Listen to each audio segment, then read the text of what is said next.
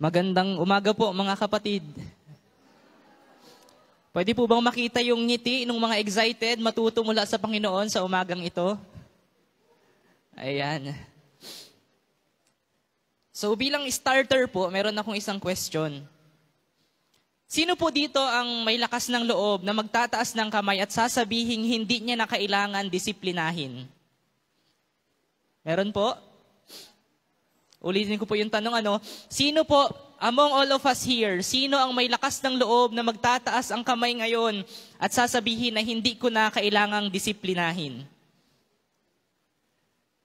Wala pong tumaas, Ngayon, dahil wala pong nagtaas sa atin ng kamay, alam po natin sa sarili natin na kailangan pa nating lumago at may mga areas po ng buhay natin na kailangan pa nating sanayin, baguhin o bigyang pansin. Tama po?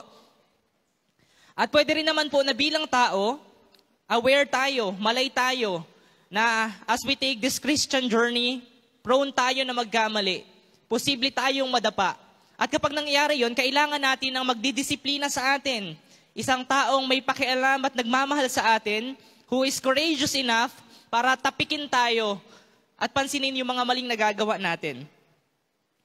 Sabi nga po dun sa isang talata, wag daw tayong pakampante sa pag-aakala na tayo ay nakatayo dahil baka tayo rin ay mabuwal.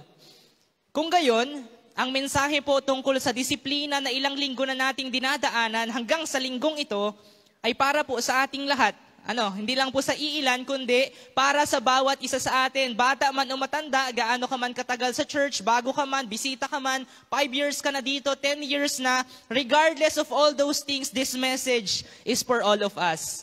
Kaya naman po, ang invitation sa atin ay buksan ang ating mga puso. Hayaan natin na mag-penetrate ang salita ng Diyos.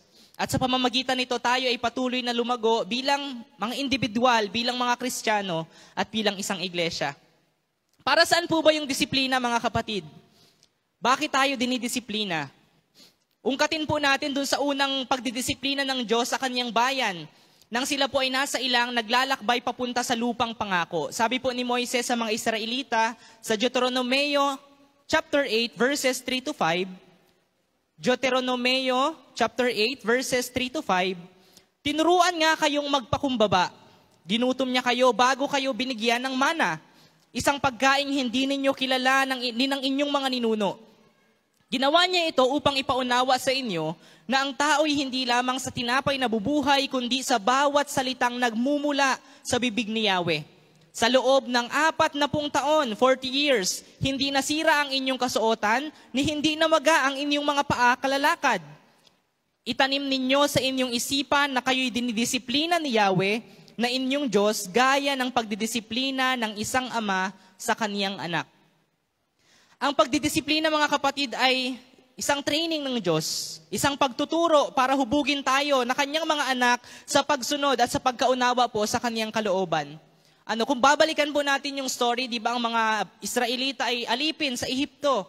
Kaya nagpadala ang Diyos ng mga salot hanggang sa hinayaan silang makalabas pero hinabol pa rin sila. Kaya naman sa pangunguna ni Moises nabiyak yung dagat.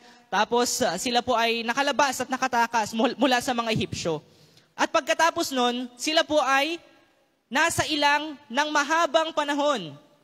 Siyempre, yung ilang desyerto yun, wala silang pagkain. Kaya ano po ang ginawa ng Diyos?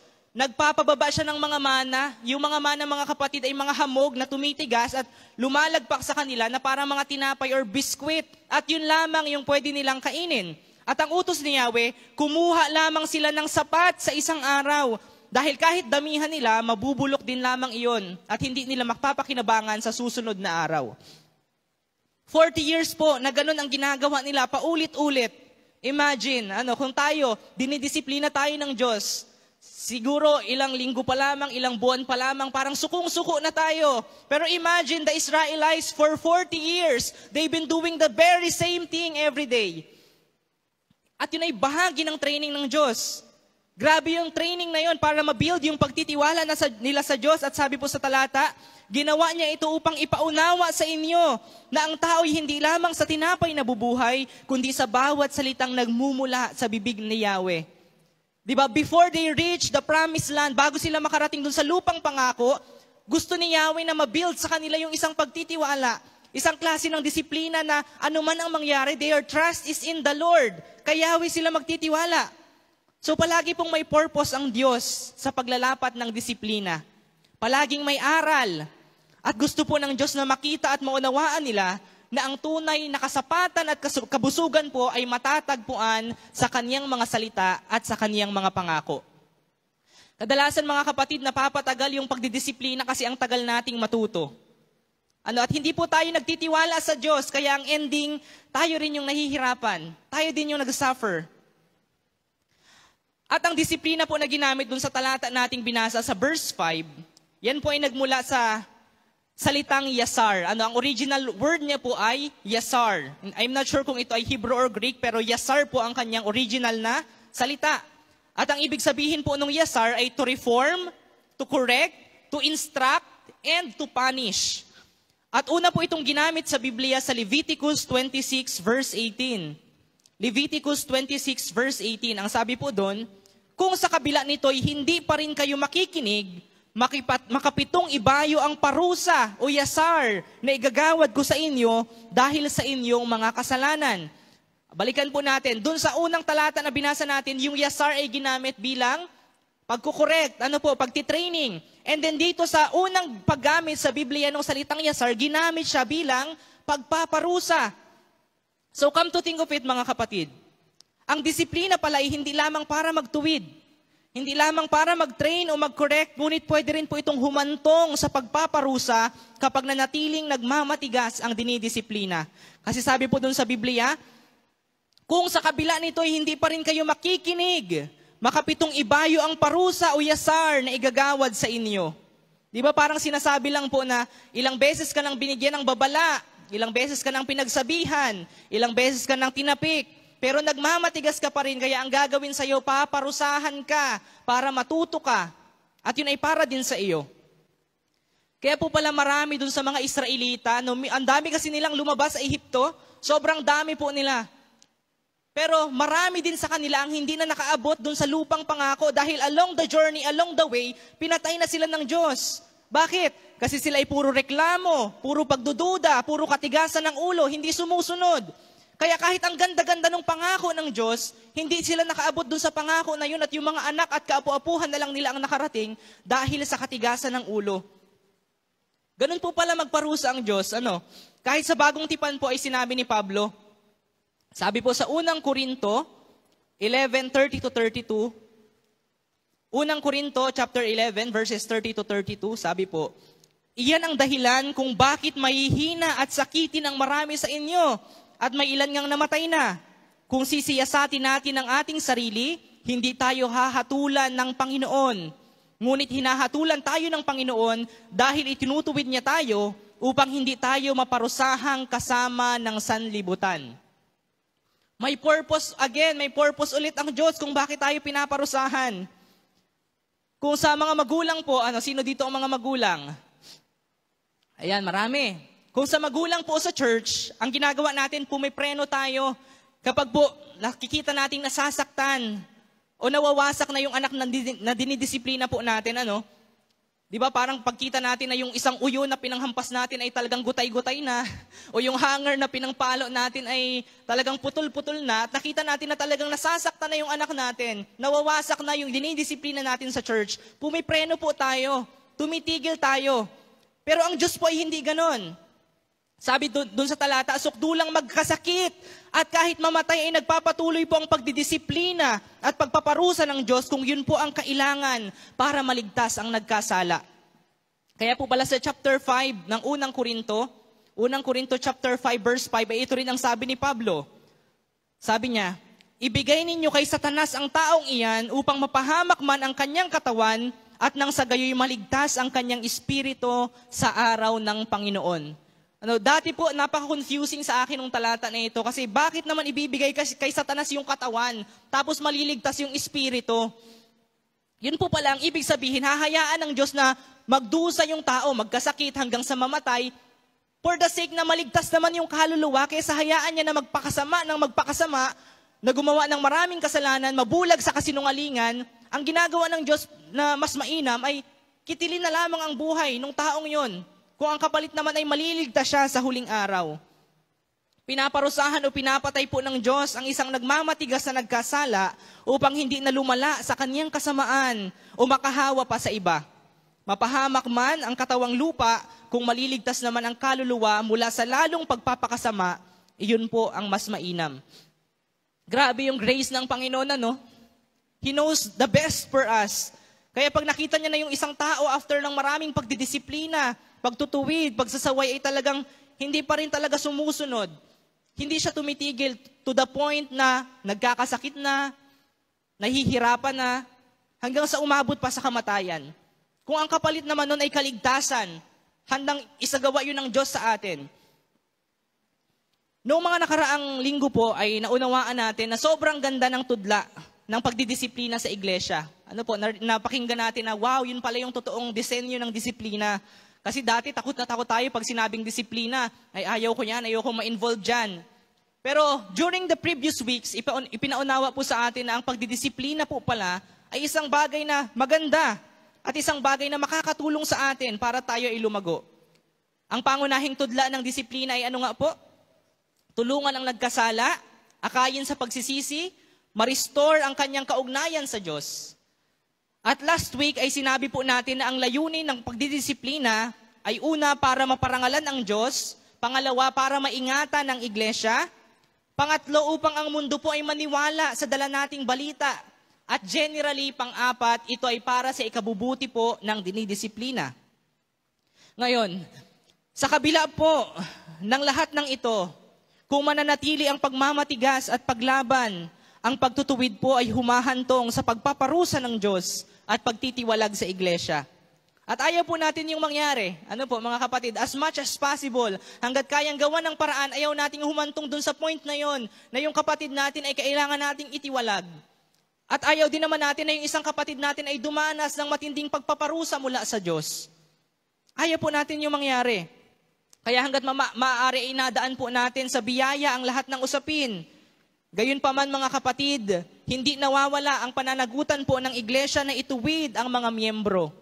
Kaya kung hindi tayo madala sa tingin o sa unang paalala, ayaw man po natin o hindi, tayo po ay didisiplinahin, tuturuan, papakialamanan, itutuwid at paparusahan po kung kinakailangan. Ngayon, para po hindi umabot sa matinding pagpaparusa ang atin pong pag-uusapan, ay ano nga ba ang mga tamang saloobin kapag dinidisiplina? Ano ang mga tamang saloobin kapag dinidisiplina? Una po, number 1, huwag ipagwalang bahala. Huwag ipagwalang bahala. Sabi po sa Hebreo 12, 1-6, kaya nga, dahil napapaligiran tayo ng napakaraming saksi, tanggalin natin ang anumang balakid at ang kasalanang kumakapit sa atin. Buong tiyaga tayong tumakbo sa takbuhing nasa ating harapan. Ituon natin ang ating paningin kay Jesus. Sa Kanya nakasalalay ang ating pananampalataya mula sa simula hanggang katapusan. Dahil sa kagalakang naghihintay sa Kanya, hindi Niya inalintana ang kahihiyan ng pagkamatay sa krus at Siya ngayon nakaupo sa kanan ng trono ng Diyos. Isip-isipin ninyo kung gaano ang tiniis niyang pag-uusig sa kamay ng mga makasalanan upang hindi kayo manlupaypay, upang hinaan ng loob. Hindi pa humahantong sa pagdanak ng dugo ang pakikipaglaban ninyo sa kasalanan.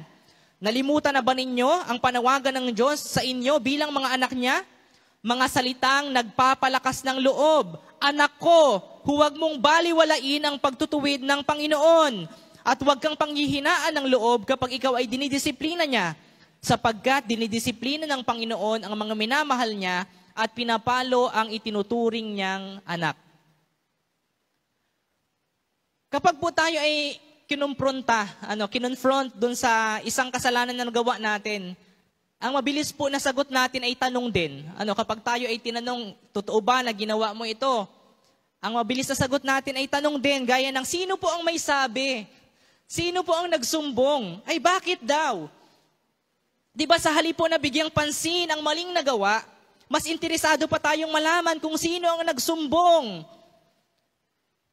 May mga pangyayari namang dahil ayaw nating inapakialaman tayo, Hindi tayo direktang tumutugon at sa ating isip ay baka inasabi natin na bahala kayo dyan. Kung ano-ano na lamang ang inapansin ninyo, lahat na lamang ay napansin ninyo. Wala akong pakialam sa inyo. Basta agawin ko ang gusto ko, buhay ko naman ito. Na para bang minamaliit po natin ang pagdidisiplina. Na tipong mapasok lamang sa kabilang tainga, palabasin din lang sa kabila. At ito po ay maling-mali, mga kapatid. At kadalasan ito po ang nagpapahamak sa atin. Dahil ina-disregard din natin, inapansin yung mga paunang disiplina, hindi natin namamalayan na palaki na ng palaki yung damage ng ating maling nagagawa. At tayo ay pasama na rin naman ng pasama. Hindi natin nakikitang babala ang mga unang paalala ng ating mga leader hanggang sa hindi na natin namamalaya na kabilang na po tayo doon sa sinasabi ng Biblia na nabulag ni Satanas sa kasinungalingan. Kaya ang tendency ay pasama na lamang ng pasama at ang kahihinat na lamang ay matinding kaparusahan na igagawad po ng Diyos upang kahit paano ay maligtas sa huling araw. Sa halip po na ganito, hindi po ba mas mainam na maging handa sana tayo or willing na magsiyasat po ng ating sarili kapag may pumuna sa ating maling nagawa? Yung tipong kapag pinansin ka kapatid, parang mali ang nagawa mo. Ang initial response natin ay mag-isip-isip muna, magnilay-nilay. Siyasatin ang sarili, ano ba yung nagawa ko? Balikan yung mga nagdaang oras, mga nagdaang araw at salaminin kung saan tayo talagang nagkamali. Bakit na po na tayo ng ganoon? At naway idalangin po natin yung sabi sa Psalms 139 verses 23 to 24. Psalms 139, 23 to 24, ang sabi doon, "Search me, O God, and know my heart. Try me and know my anxieties and see if there is any wicked way in me and lead me in the way everlasting." Panginoon, siyasatin mo ako. Ano yung maling nagawa ko? May mali ba sa akin? May nagawa ba akong mali? May mali ba sa puso ko? We need to take time para pansamantalang tumigil. I-prioritize yung katahimikan. Magtanong sa Panginoon, magsiyasat ng sarili. At sabihin, "Oh God, know my heart. Search me, try me and know my anxieties. See if there is any wicked way in me." May ganun po ba tayong panahon kapag tayo ay pinupuna, na tayo ay magtatanong sa Diyos para i-confirm kung talaga bang may mali sa atin? O baka tayo yung sinasabi natin dito sa ating talata na pasok sa kabilang tenga, labas sa kabila, na parang walang narinig, na parang walang nangyari. Yung tipong 10 beses nang pinagsabihan ng leader, yun pa rin. Ang pinapaalala, walang nagiging pagbabago, walang nagiging pagninilay o pagre-reflect. Mag-heart check po tayo mga kapatid. Pag-isipan po muna nating mabuti bago tayo magsawalang bahala o bago po tayo magalit. Balikan po natin yung mga nangyari, magmuni-muni. At wag po tayo magpapanggap na parang walang nangyari dahil kapag ganun ang ginawa natin, ang unang niloloko natin ay ang ating sarili. Kung totoong nais po nating lumago, kung totoong nais nating lumago, hindi lang po tayo dapat pwedeng pagsabihan, kundi dapat din tayong magnilay-nilay ng ating sarili at mag-evaluate ng ating mga ginawa. Hindi pwedeng, "Yes, pastor, pwede open ako for correction, open ako for rebuke, pwede mo akong pagsabihan," pero after pagsabihan, wala nang ginawa. Yun at yun pa din, paulit-ulit lang. Oo, open ka nga for correction, pero anong nangyayari after? Meron bang time para magnilay-nilay, para mag-reflect? O baka inapagsawalang bahala natin? Bakit kailangan po natin magnilay-nilay? Kasi may mga pagkakataon po na hindi tayo malayo, hindi tayo aware na mali na pala yung ating ginagawa. Especially kung bago po tayo sa pananampalataya. Bigyan natin ng karapatan, yung mga nauna sa atin ay correct tayo, pagsabihan tayo, sabihin yung mga do's and don'ts, yung mga dapat at hindi dapat. At kapag ganun ang ginawa natin ay lalago tayo. Lalalim tayo. Dahil ang pagsasawalang bahala po, mga kapatid, ay isang kapabayaan na balang araw ay ikaw din ang mag-aani ng kaparusahan. Kapabayaan, papunta sa kaparusahan. Ito rin po ay tahasang pambabastos sa mga leader at sa Diyos na nagpanukala ng konsepto ng disiplina. Plus, ito rin ay hayagang pagtatapon ng pagkakataon na ibinibigay ng Diyos para lumago at mahubog ka sa kaniyang wangis. Kumbaga, inapadala ng Diyos ang correction, siguro purgang-purga ka na, Pero kung abaliwalain mo lahat ng yon, inaalisan mo rin ang sarili mo ng pagkakataon na lumago pa at lumalim pa. More than anyone else, mga kapatid, more than anyone, ikaw lamang sa sarili mo ang pinaka nakakaalam kung may katotohanan ba ang sinasabi tungkol sa iyo. Tama? Ikaw lamang ang makakaalam nun. Kung meron po, at talagang nakagawa ka ng mali, abay dapat kang magpakumbaba at magpadisiplina para sa ikabubuti mo. Pero kung wala naman, makipag-ugnayan ka ng maayos at magpasalamat ka pa rin dahil may nagmamalasakit sa iyo para punahin ang mga bagay na tingin nila ay posibleng magpapahamak sa iyo bago pa yon tuluyang maging banta. Yung tipong prevention is better than cure. Wala pa talaga. Alam mo sa sarili mo na wala pa ikaw nagagawa pero may napapansin sila na pwedeng maging banta sa iyo in the future. At kapag tinapik ka nila at pinagsabihan ka nila, magpasalamat ka pa din. Magpasalamat ka pa din. Kung 100% sure, mga kapatid, na alam mong malinis ang konsensya mo at wala ka naman talagang nagawa, hindi naman po natin kailangang mabuhay sa opinyon ng ibang tao. Pwede na po tayong maging mapayapa matapos nating masigurado na ang ating sarili ay malinis, na ang ating budhi ay walang kahit anumang karumihan. Wala tayong nalabag na batas ng Diyos, wala tayong nalabag na batas ng iglesia, at wala tayong nasagasaang kapatid, leader o sino mang tao. Ano po ang unang tugon at tamang saloobin kapag dinidisiplina? Ano po? Huwag ipagwalang bahala. Take time to reflect. Kung may nagawa kang mali, magpakumbaba ka, magpadisiplina ka. Kung masigurado mo naman na wala ka talagang nagawa, you don't have to live sa opinion ng ibang tao. Pwede ka nang mamuhay ng mapayapa, pero magpaliwanag ka pa din, makipag-ugnayan ka pa din, makipag-usap ka pa din dun sa leader mo at magpasalamat ka dahil may pakialam siya sa iyo. Pwede po ba yon? Pangalawang tamang saloobin po, kapag tayo ay dinidisiplina, huwag panghinaan ng loob. Huwag panghinaan ng loob. Kung nakaranas ka ng ituwid mula sa isang kasalanan sa nagawang pagkukulang, na pagsabihan dahil sa katigasan ng ulo, o worst case scenario ay napahiya dahil naungkat ang isang nakakahiyang bagay na ginawa mo, alam mo siguro, kapatid, ang pakiramdam na panghinaan ng loob. At normal po iyon, lalo na kung para kang nahubaran sa harap ng mga kapatid at talagang nahayag lahat ng karumihan, lahat ng kahihiyan, lahat ng kapangitan sa harapan nila. At dulot po ng pagkapahiya, dulot ng pagbaba sa tingin sa ating sarili, yung pakiramdam ba na parang hindi na ako karapat-dapat. Ang naiisip nating tugon kadalasan ay umalis na lamang.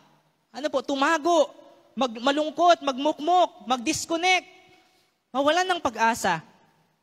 At sa oras na ganito po ang ating nararamdaman, siguro mas nangingibabaw sa atin yung mga negatibong kaisipan. Kung kaya kailangan po tayong paalalahanan. At ang talata po sa Hebreo 12:5-6 ay isang napakagandang paalala. Ang sabi dito, nalimutan na ba ninyo ang panawagan ng Diyos sa inyo bilang mga anak niya? Mga salitang nagpapalakas ng loob, anak ko, huwag mong baliwalain ang pagtutuwid ng Panginoon at huwag kang panghihinaan ng loob kapag ikaw ay dinidisiplina niya. Sapagkat dinidisiplina ng Panginoon ang mga minamahal niya at pinapalo ang itinuturing niyang anak. Kapag dinidisiplina tayo, gusto po ng Diyos na magkaroon tayo ng tamang pananaw para hindi po tayo panghinaan ng loob. Mas masakit kasi at mas malupit at mas nakakawasak po ang disiplina kapag hindi natin yun nauunawaan. Tama po? Inadisiplina tayo pero hindi natin alam bakit baga ako lagi na lamang ina-target nitong leader na ito? Bakit baga lahat na lamang ng ginawa ko ay pinansin at pinuna? Bakit baga ako inasaktan kung sa bata pag pinalo mo nang hindi niya alam kung bakit siya inapalo? Mas masakit yon kasi hindi niya alam bakit ba ako sinasaktan. Pero kung tayo po ay merong tamang perspective, tamang pagkaunawa, nauunawaan natin kung para saan at bakit tayo dinidisiplina, siguro po ay mas magiging iba ang dating sa atin ng pagdidisiplina na yon. Kapag hindi po natin nauunawaan yung disiplina at mali yung ating perspective, ay isipin natin, hinuhusgahan o kinokondem tayo. O baka maramdaman natin na ginigipit o pinagtutulungan tayo ng mga leader. Pwedeng isipin natin na kinakalaban tayo at baka umabot pa sa punto na pagdudahan natin ang pag-ibig ng Diyos sa atin. Lord, akala ko ba mahal mo ako pero bakit may ganitong pagsubok? Bakit may ganitong problema? Lord, akala ko ba mahal mo ako pero bakit mo ako pinahihirapan? Lord, akala ko ba mahal mo ako pero bakit ako nasasaktan? Lord, akala ko ba mahal mo ako pero bakit naghiwalay kami nung girlfriend o boyfriend ko na hindi Kristiyano? Pag mali po ang ating perspective tungkol sa pagdidisiplina, mas magiging malupit at nakakawasak nga ang disiplina. Mamimisunderstood po natin ang correction at papanghinaan talaga tayo ng loob kung hindi po katotohanan ang pundasyon ng ating pananaw. Magbabago po ang pagtugon natin sa pagdidisiplina kapag ganito po ang nasa isip natin. Una, sabi po dun sa verse 6, sapagkat dinidisiplina ng Panginoon ang mga minamahal niya at pinapalo ang itinuturing niyang anak. Sa halip po na discouragement, baka magpasalamat pa tayo. Dahil naunawaan natin na kaya pala tayo dinidisiplina, ay hinahayaan po ng Diyos na dumaan tayo sa mga pagsubok at yun ay hindi nangangahulugan na nakalimutan ka na niya o hindi ka niya na mahal. Ano po? Discipline doesn't cancel out the love of God, instead it proves it. Discipline doesn't cancel out the love of God, it proves it. Nagpapatunay pa yun ng pag-ibig ng Diyos. Dahil ang totoo niyan, mahal ka niya, kaya kanya dinidisiplina, at ang nais niya ay mapabuti ka. Mapabuti ka. Grabe yung kabutihan at katapatan ng Diyos para iligtas tayo sa anumang kapahamakang naghihintay sa atin dahil tatay natin siya at tayo'y kanyang mga anak. Ang ganda po, kapag naunawaan natin na kaya pala ako inadisiplina ng Panginoon, kaya ako inadisiplina ng mga leader, ay dahil mahal nila ako. At grabe yung sobrang pagmamahal ng Diyos, na kahit umabot doon sa punto na paparusahan ka niya, o umabot sa punto na mamamatay ka dito sa lupa, pero ang kapalit naman ay maliligtas ka, hindi ba yun ay nagpapakita pa rin ng pagmamahal ng Diyos? Na kahit nagpapakasama tayo, ang sama-sama na natin, hindi nawawala yung pag-ibig ng Diyos, and He is making a way to still save you. Para iligtas ka pa din despite all the trespasses na iyong nagawa. Yun po ang unang tamang saloobin sa ating isip na dapat itinatatak natin na kapag dinidisiplina tayo, dapat magpasalamat tayo dahil yun ay nagpapatunay na tayo ay kaniyang mga anak. Pangalawang tamang mindset po, makikita sa Hebreo 12:4, hindi pa humahantong sa pagdanak ng dugo ang pakikipaglaban ninyo sa kasalanan. Hindi po natin ina-invalidate ang hirap at pagtitiis kapag inadisiplina. Pero kung ating na natin yung verse, ang sabi, hindi pa humahantong sa pagdanak ng dugo ang pakikipaglaban niyo sa kasalanan. Sino po dito yung lumaban sa kasalanan na dugo ang duguan na, sugatang sugatan na? Yung tipong ayaw kong gawin yung kasalanan na yan. At dahil sa pakikipaglaban mo dun sa kasalanan ay talaga namang halos mamatay ka na. Halos maputulan ka na ng hininga. Meron ba? Wala Wala pa sa atin ang dumanak ng dugo sa paglaban sa kasalanan. At makikita natin na yung pagtitiis pala natin sa pagdidisiplina kapag tayo inadisiplin, at yung hirap ng pagtutuwid na ating inabata ay walang-wala pa yun. Dahil hindi pa naman dumadanak ang dugo, gagaya ni Jesus. Na dahil sa ating mga kasalanan ay anong nangyari? Ipinako sa krus, dumanak ang dugo. At nagpapatunay ng kanyang katagumpayan, muling nabuhay. Palakasin po natin ang ating loob at mamotivate tayo na pagbutihin pa ang paglaban sa kasalanan. Dahil ang totoo ay hindi pa naman dumadanak ang ating dugo sa ngalan ng pananagumpay. Ito ay isang encouragement that we must push, and try harder. Ilaban mo pa. Huwag ka agad susuko, kapatid. Huwag ka agad panghihinaan ng loob. Kapag kinorek ka, huwag ka agad magmumukmok.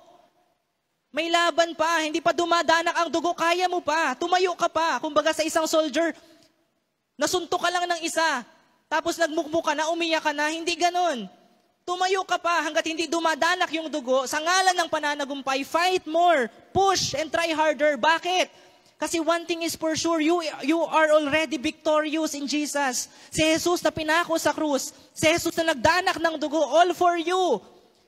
And that only proves that you can be victorious too. Dahil siya ang mag-aakay sa iyo papunta sa katagumpayan. Kaya rin nating labanan ang ating kasalanan at katigasan ng ulo dahil nagumpay na si Jesus para managumpay din tayo. Amen? At yung pangatlo pong tamang mindset para hindi tayo panghinaan ng loob, nasa Hebreo 12:11 naman po ako. Hebreo 12:11.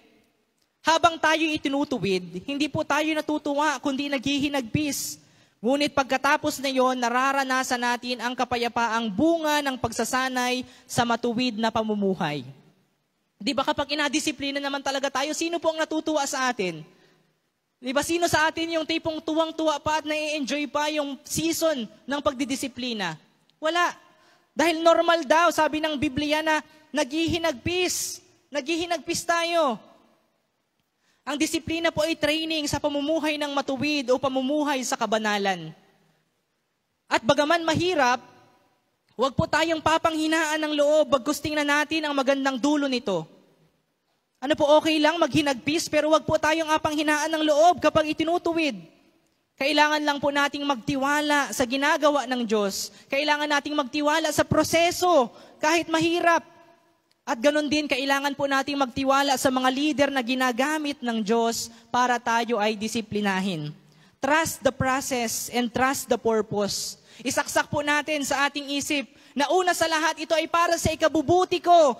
Na after this, oo nga, mahirap, naghihinagpis ako. Pero after this season, kapag pagtagumpayan ko na at nasanay na ako yung mag-aani ng kapayapaan, ako yung mag-aani ng isang buhay na sumusunod sa kalooban ng Diyos. Di ba mahirap pong sumunod sa kalooban ng Diyos, pero mas mahirap ang hindi sumunod. Nagpapatuloy yung pagtuturo, nagpapatuloy yung bigat sa pakiramdam.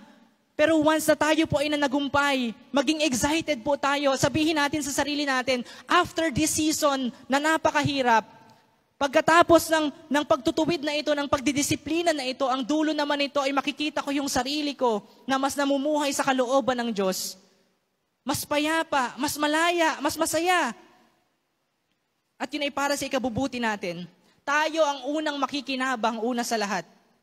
Magiging hopeful po tayo. Magiging excited tayo. Makikita natin yung ating sarili na better. At higit sa lahat, mas magiging malapit po ang kaugnayan natin sa Diyos na ating Ama. Kaya pangalawang punto, huwag tayong papanghinaan ng loob. Dapat meron tayong tamang pananaw. Una, anak ka ng Diyos, kaya kanya dinidisiplina. Pangalawa, hindi pa dumaranak ang dugo sa ngalan ng pananagumpay. Kaya mo pang ilaban yan, tumayo ka pa. At pangatlo, pagkatapos ng mahabang panahon ng pagdidisiplina, ang dulo nito ay para sa iyong ikabubuti na makikita mo ang iyong sarili na namumuhay sa kabanalan ayon sa nais ng Diyos sa buhay mo. Ang ganda po, ano? Ang ganda. Na kung ganito ang mindset ng lahat ng dinidisiplina, siguro yung magbabago din ang ating pagtingin doon sa proseso at magkakaroon tayo ng mas tiwala pa sa Diyos, sa process, sa purpose, at sa mga leader. Pangatlong tamang saloobin po kapag dinidisiplina, huwag magre-rebelde. Huwag magre-rebelde. Sabi po sa Hebreo 12 verse 7, tiisin ninyo ang lahat ng hirap tulad sa pagtutuwid ng isang ama. Dahil ito'y nagpapakilalang kayo'y tinanggap ng Diyos bilang tunay niyang mga anak. Sinong anak ang hindi dinidisiplina ng kanyang ama? Kung ang pagdidisiplina na ginagawa sa lahat ng anak ay hindi gagawin sa inyo, hindi kayo tunay na mga anak, kundi kayo'y mga anak sa labas. Magpasalamat tayo, mga kapatid, sa Diyos kapag itinutuwid niya tayo. Dahil ang ibig sabihin pala nun, siguradong sigurado na anak ka niya. Hindi ka anak sa labas. At mas lalong hindi ka anak ni Satanas. Yung ibang masasamang tao po na nakikita natin na hindi naman ina-correct at inaparusahan ng Diyos, isip natin, bakit ako naparusahan? Bakit yung mga nandun sa kabilang kanto hindi naparusahan ng Diyos? Kasi nga, hindi sila anak. Anak ka, yun yung pagkakaiba mga kapatid. Inadisiplina ka kasi anak ka. Hindi sila anak, kaya hindi sila inadisiplina. Kayo ba bilang magulang, disiplina, paluin niyo ba yung anak ng kapitbahay niyo? Hindi mag-away pa kayo. Inadisiplina tayo dahil tayo ay anak. Kaya ano daw ang dapat gawin? Sabi po sa verse 7, tiisin daw po natin ang hirap dulot ng pagtutuwid. Magtiis ang dinidisiplina, hindi yung aalma, hindi yung marunong pa sa nagdidisiplina. At mas lalong hindi dapat nagre-rebelde bagkos ay nagpapasakop sa mga nagdidisiplina. Kapag po kasi may rebellious spirit ang inadisiplina, kadalasan ay meron pong paglaban. Kadalasan siya pa ang galit doon sa mga leader. At yung mga leader pa ang nagmumukhang masama. Siya pa ang mas matapang. Mas nagiging mahirap po at sakit sa ulo ang ganitong mga miyembro. Kawawa naman yung mga leader natin. Pero no choice sila, kundi tiisin. Dahil hindi naman pwedeng konsintihin na lamang o hayaan ang mga dapat ituwid. Ang hirap po kapag may mga ganitong member ng church na yung leader natin, imbes ang iniisip na lamang ay kung paano ipapalaganap ang ebanghelyo, paano magmimisyon, paano palalakasin yung mga nanghihinang kapatid, ay dadagdag pa. Di ba mas nagiging burden pa? Pero no choice sila in the name of their commitment sa Panginoon, at dahil inutos yun sa kanila, itutuwid at itutuwid nila gaano man katigas ang ulo. Kadalasan po kung sino pa yung may mga ganitong pag-uugali, yung may mga rebellious spirit po, ay sila pa yung hindi malay na dapat silang maituwid. Sila pa yung mga hindi nakakakita na may mali sa kanila. Yung paglaban, pagsalungat, yung pag-alis, yung pagmamataas, at yung paghikayat pa sa ibang miyembro na paniwalaan, yung kanyang paniniwala na salungat naman sa mga inaturo at inapatupad, ay ilan lamang po sa mga malinaw na mukha ng pagre-rebelde. Malaki po ang kayang gawing pinsala ng ganitong pag-uugali, kaya maging mapagpasakop tayo mga kapatid. If we truly belong to God and nakuha natin yung vision ng Panginoon para sa ating iglesia, alisin na po natin yung espiritu ng pagre-rebelde. Dahil hindi na nga siya nakakatulong, malaki pa yung kanyang nagiging pinsala. At ayaw po natin yung mangyari. Kung naiintindihan po natin na ang Diyos ang ating Ama, at siya rin po ang may pinakamataas na kapangyarihan at otoridad sa atin, dapat din po nating maunawaan na dapat din naman tayong magpasakop sa mga nilalagay ng Diyos sa iglesia na leader para sa atin. Pwede ba mga kapatid na, okay, nagapasakop ka sa Diyos, pero hindi ka nagapasakop dun sa mga leader na pinili niya? Reminds me of the servants dun sa isang taniman na yung may-ari ay umalis at pinadala yung mga alagad niya para kunin yung kabahagi dun sa harvest. Pero ano ang ginawa ng mga pinagkatiwalaan? Pinatay yung mga katiwala. Natuwa ba ang Diyos? Natuwa ba yung may-ari? Hindi. At ganun din po, hindi pwedeng inakilala natin, ina-honor natin yung authority ng Diyos, yet hindi natin inakilala yung authority na binigay niya doon sa mga pinili niyang leader. It doesn't work that way.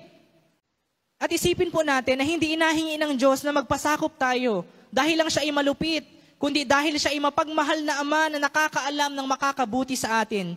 In the same way, hindi hangal ang ating mga leader sa pagpapataw ng disiplina dahil lang gusto nilang kontrolin ka o para lang patunayan ng otoridad na meron sila. Hindi po ganun. Tulad po ng Diyos, dinidisiplina kanila dahil mahal kanila at gusto nila na mapabuti ka. Dinidisiplina kanila dahil mahal kanila at gusto po nila na mapabuti ka. Tandaan natin mga kapatid, hindi sila ang kaaway natin dito. Hindi sila ang kalaban natin dito. In fact, they are our greatest ally, ready to fight with you and ready to fight for you, side by side. Sila yung pinakang makakampi mo na dikit sa'yo na handang lumaban kasama ka at handang lumaban para sa iyo. So do not be deceived. Huwag po tayong malinlang mula sa mga taktika ng kaaway na gusto ipaniwalain tayo sa kanyang mga kasinungalingan hanggang sa mawala po sa atin ang katotohanan. At ganito po isinalarawan ni Pablo ang kaaway sa Acts 13:10. Ang sabi niya, then he said, "You son of the devil, full of every sort of deceit and fraud, and enemy of all that is good, will you never stop perverting the true ways of the Lord?" Binabaluktot ng kaaway ang mga pamamaraan ng Diyos. At ang mapagrebelding isip po ay nag-aakalang mali ang mga pamamaraang iyon ng Diyos. Nawa ay ipamalay po sa atin ng banal na Espiritu kung tayo ay nagiging mapagrebelde na. At sa oras na yon, ano po ang kailangan natin gawin? We need to go back and fix our eyes on Jesus.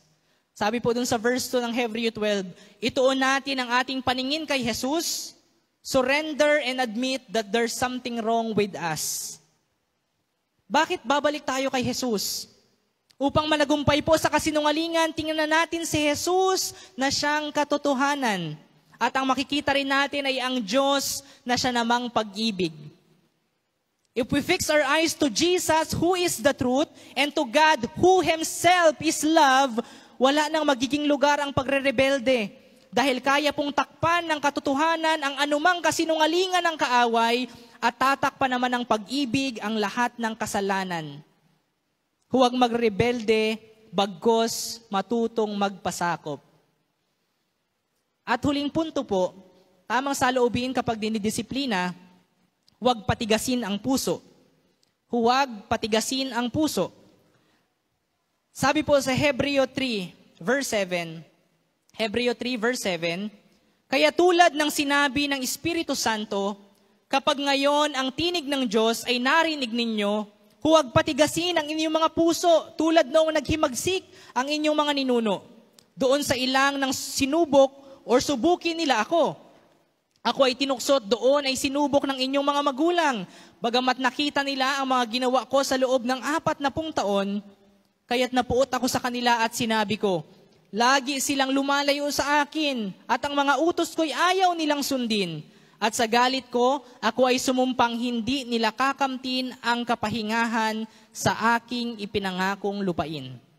Sa introduction ko po kanina, sinabi ko sa inyo, yung background na may promise ang Panginoon, yung lupang pangako. Pero dahil nga sa katigasan ng kanilang ulo, dahil pinatigas nila ang kanilang mga puso, hindi na nila inabot yung pangako na yun. Wala pong magandang maidudulot ang pagmamatigas sa Diyos. Meron ba? Meron bang makakapagpatotoo na after magmatigas sa Diyos ay may mga mabuti pa siyang nakuha? Wala. Ano po? Kapag ganito po tayo rin ang talo. Tayo ang lugi. Tayo ang nawawalan. At tayo po ang nagsasayang ng isang magandang bukas na naisana ng Diyos para sa atin. Gaya po ng mga ninunong Israelita. Sa kabila ng ilang pangungusap ng Diyos, pinili po nilang magmatigas. Pinili nilang maghimagsik, magduda, at maglapastangan sa Diyos kung kaya't hindi na nila inabot ang katuparan ng pangako ng Diyos. Question, may pangako rin ba sa iyo ang Diyos? May pangako po ba sa inyo ang Diyos? Meron. Sa atin pong lahat, sabi nga sa Bible, for I know the plans I have for you, plans to prosper you, plans to give you hope in the future. May pangako ang Diyos para sa ating lahat. At yung pangako na yun ay para sa ating ikabubuti. Ang ganda ng pangako ng Diyos. Meron, marami. Pero along our journey, sa atin pong pagdaan sa buhay Kristiyano, ititrain at ihahanda tayo ng Diyos. Huhubugin po tayo bago niya ibigay yung pangako na yon. Huhubugin niya tayo, may mga test, may pagsusulit, may pagtutuwid. At minsan po, kailangan niya tayong basagin para magawa niyang buuin tayo ayon sa kanyang wangis. He has to break us for Him to be able to make us whole. Kailangan niya tayong sairin para malamnan niya tayo ng mga tamang pagpapahalaga. He needs to empty us first. Alisin niya muna yung yabang natin, alisin niya muna yung katigasan ng ulo natin, alisin niya muna yung paniniwala natin na kaya natin mag-isa, na kaya natin all by ourselves. He has to break us first. Babasagin at babasagin tayo ng Panginoon. Bago niya ibigay yung pangako na yon, ihahanda niya muna tayo to be fit doon sa pangako na yon. Mamamatay po tayo sa ating sarili para siya ang mabuhay sa atin. At lahat po ito ay bahagi ng pagdidisiplina ng Diyos. Pero paano kung ikaw yung may ayaw? Paano kung ikaw yung kontra? Ikaw yung nagmamatigas. Kahit gaano po kaganda yung plano ng Diyos para sa iyo, kung hindi mo siya pakikinggan, isang malaking sayang. Sayang.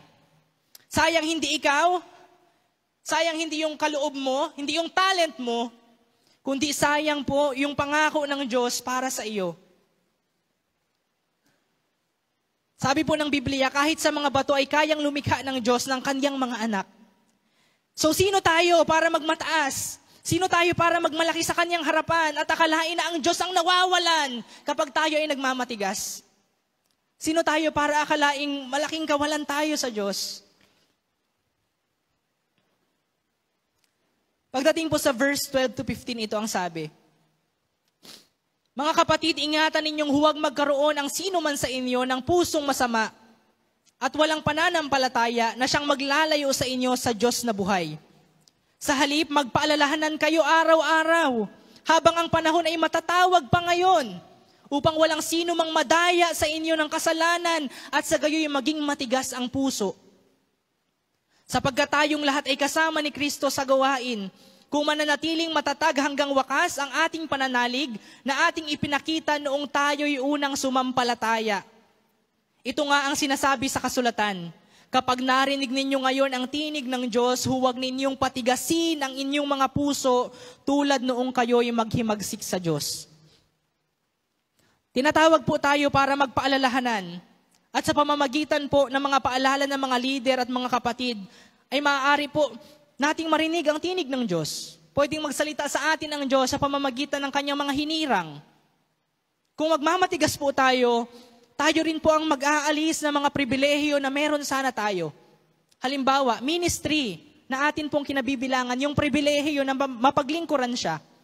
Sabi po sa verse 14, sapagkat tayong lahat ay kasama ni Kristo sa gawain kung mananatiling matatag hanggang wakas ang ating pananalig. Wala ring kabuluhan ang ating mga paglilingkod kung may pagmamatigas po sa ating puso. Kung mananatili tayo sa ganoong kalagayan, wais po ang pasya ng mga lider na alisin na lamang tayo sa paglilingkod na ating kinabibilangan kahit gaano pa tayo kahusay o kagaling. Obedience is always better than skills and talent. Obedience is always better than skills and talent. Aanhin naman po natin yung mga talentado kung magiging sakit lamang sa ulo. Sumunod po tayo at huwag tayong magmatigas. Kung seryoso po tayo sa pangako sa atin ng Diyos, magnasa po tayo mismo sa ating sarili na tayo ang mabago. Aminin po natin na may mali sa atin at kailangan nating madisiplina. Gaano man po katigas ang ating mga ulo at ang ating mga puso, kaya po yan ng Diyos na palitan ng isang bagong puso na handang magpasakop at sumunod. Amen?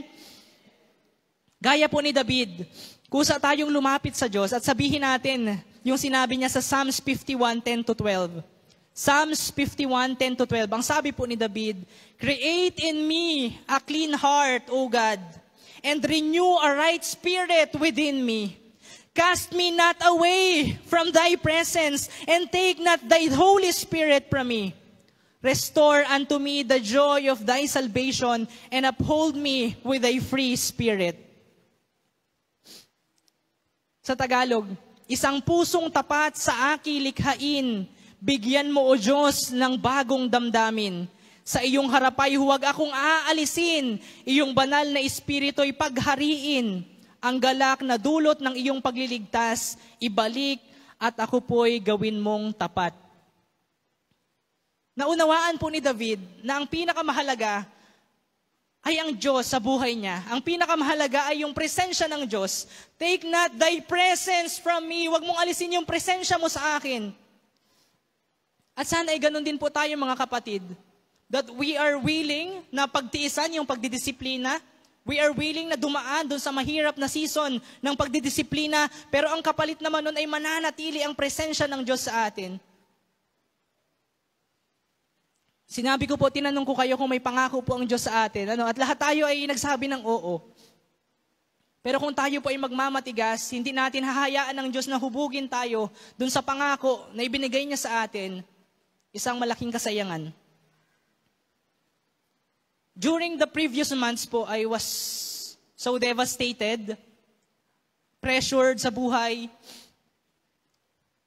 Nagtatanong ako sa Panginoon kung ano yung gusto niya para sa akin. At sumagi sa isip ko na, what if mag-abroad ako? What if i-pursue ko yung course ko? Mag-apply ako sa customs. Nagtatanong ako sa Panginoon at sobrang devastated ko kasi naisip ko, natanda na yung magulang ko.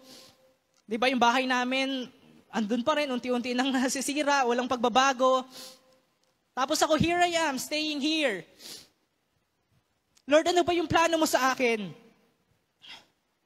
Tapos during the Holy Week po, Friday yun, may sama-samang panalangin sa church at dinala ko ng Diyos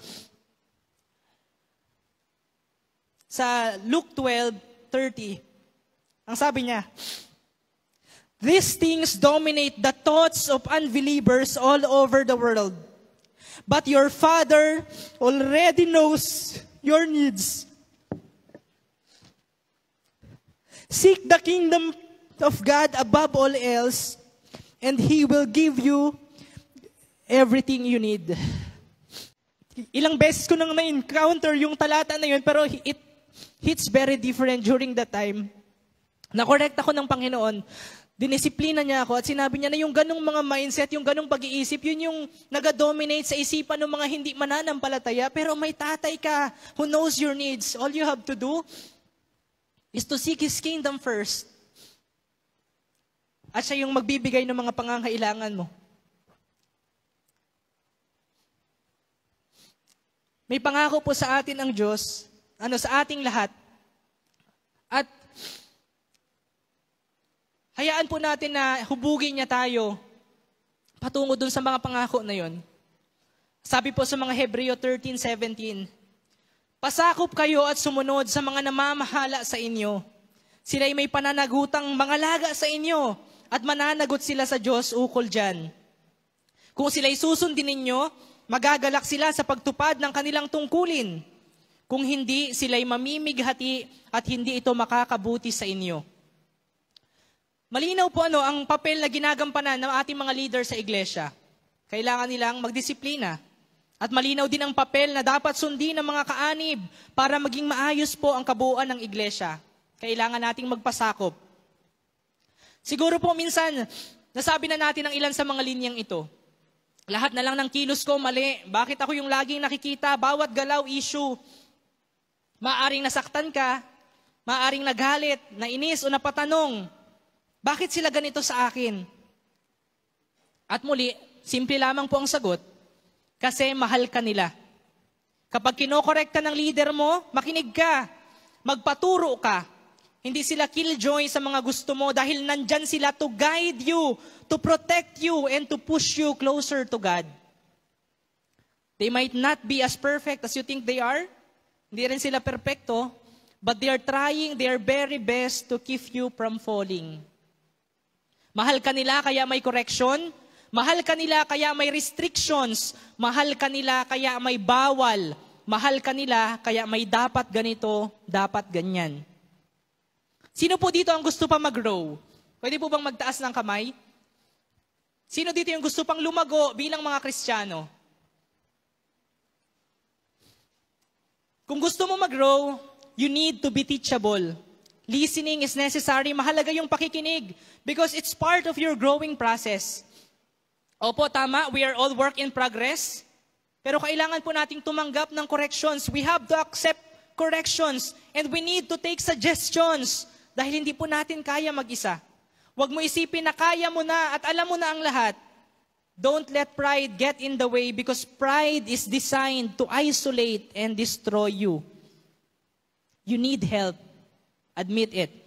Sa halip po na mainis o magalit sa kanila, pasalamatan mo ang iyong mga leaders, ang iyong mga pastor, ang iyong mentor, ang iyong mga magulang, o yung mga kaibigan at kapatid mo for not just saying the kind and the right words, hindi lang sinasabi yung mga masarap sa pandinig na salita, but also the words that correct you. Yung mga salita na nag-correct din sa iyo. Bawat pagkakamali may correction, pero meron ding growth.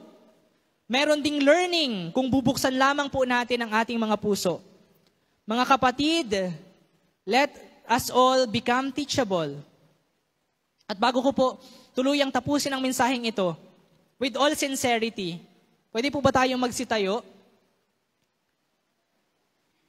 Kung ikaw yung gustong mag-grow, kung willing kang mag-grow at gusto mo na maabot yung promise ng Panginoon sa buhay mo, at willing ka na daanan yung pagtutuwid at pagdidisiplina niya bago niya ibigay yung pangako na yon, sa oras na ito, pwede bang sabihin mo,